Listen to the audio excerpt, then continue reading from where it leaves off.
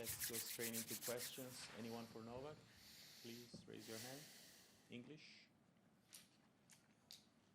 Novak, how are you feeling? Good. You? I'm good. Had a good match? Good. Very good. Anyone else? I can elaborate. I know what he was asking me.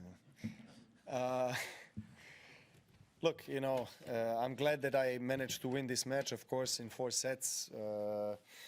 Credit to Enzo for playing well, very well, I think, in the second set. A lot of things were happening during this match. It was obvious that both him and I had some injuries, the medical timeouts. My situation with my injury is not ideal. I obviously don't want to go too deep into that, but I wish that some things were different with the way I feel with my leg, but it is what it is. And I have to take it day by day. Good thing that we have in Grand Slams is always a day off between the matches, so at least you have some time to try to recover and get ready for the next match. So that's what I'm going to do. I am not practicing basically on the days between because I'm trying to give myself the more time possible for my leg to be in somewhat of a ideal state for performance on a high level. Yeah. Novak, just on a similar issue, how confident or worried are you that you can be able to play 5 more matches on your hamstring? Well, I am worried. I mean, I cannot say that I'm not, and I have reason to be worried, but at the same time, I have to accept the circumstances and try to adjust myself with my team, and my physio and medical team has been doing everything possible so that I could be able to play every match. So there's not much more to talk about. There's 2 choices: or leave it or keep going. So I'm going to keep going, and I'm going to try to play and compete with, of course, a great player, Dimitrov, in a couple of days' time. I know that matches are only going to get tougher for me from here. 2 years ago, I had kind of similar circumstances here in Australia with a different muscle where I had a tear, and I had to deal with that. But somehow I pushed it through and won the tournament. But it's different now, obviously. I don't know how my body is going to react. I hope for the best. I hope for the positive outcome, and I'll take it day by day, match by match, and see how it goes. It's 12:30 now. There's matches that are still going on. How hard is this on your body and every other tennis player's body to be playing in the middle of the night like this? And is it something that you want to change? I don't know how we can change that. I mean, it's just the schedule is affected by the weather, obviously. Last few days, we know that we had heat rule, we had rain, so it pushed back some of the matches that went deep into night yesterday, obviously again today. And I think that quite a few players talked about the different balls this year than they were 2 years ago or last year. They're a bit slower. And I think obviously weather being colder than it normally is, it's also affecting the play. It's slower, the ball bounces lower, so more rallies, more physical battles, not many short points.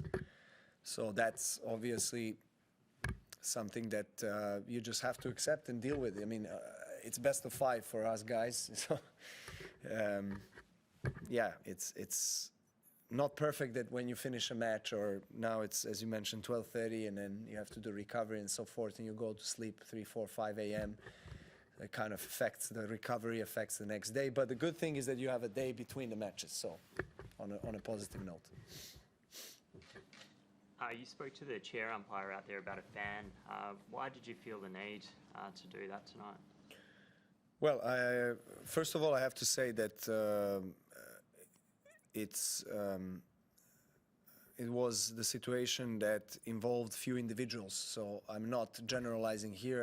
Most of the people, super majority of the people, is here or some other situations that I had in the past in some other tournaments is always respectful. They're great fans and pay the ticket to watch you, so I respect that. And that's sport, you know, some people like you more, cheer for you, some don't. And it's not something that I would say I have a problem with. What I have a problem with is that when somebody's crossing the line numerous times, you know, and from the very beginning, guys that were under influence of alcohol was obvious, and I was grabbing my towel very close to them, and particularly one guy that, you know, you heard his voice various times tonight, was, you know, insulting me and provoking me and saying things that were not respectful at all. And so I tolerated for over 1.5 hours, almost 2 hours. And then I was giving signs to the chair umpire, looking at the chair umpire, looking at the guy.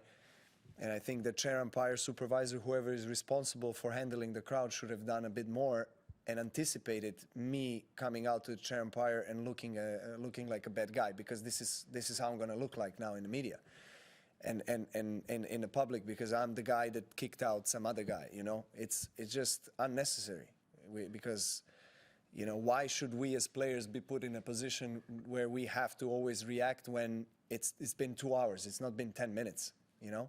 This is what I mind, and this is why I felt the need to go out there, because I had enough, you know? I can tolerate 5-6 times somebody telling me something, but then there is a limit, you know? And that limit was crossed, and then I stepped in and I asked the chair umpire, I mean, is he gonna do something about it or not? And he did, and I thanked him.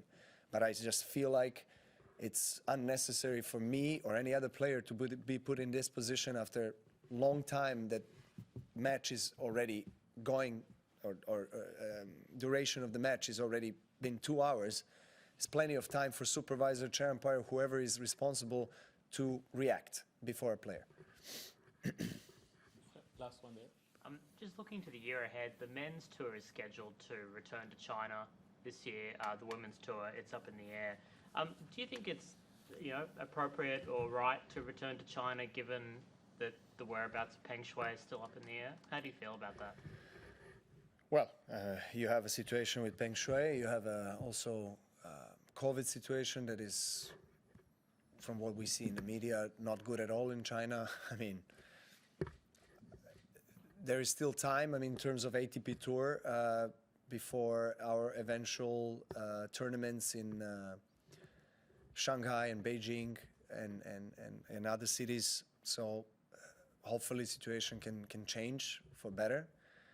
And players will not have as many restrictions, I guess, going there. I don't know how that's going to look like, because it's not looking good at all when I see it in the media now. So I don't know what to tell you, to be honest, in regards to China. I mean, I always loved playing in China. I had some amazing results. I actually never lost in Beijing tournament and won it quite a few times in Shanghai. Have a great fan base.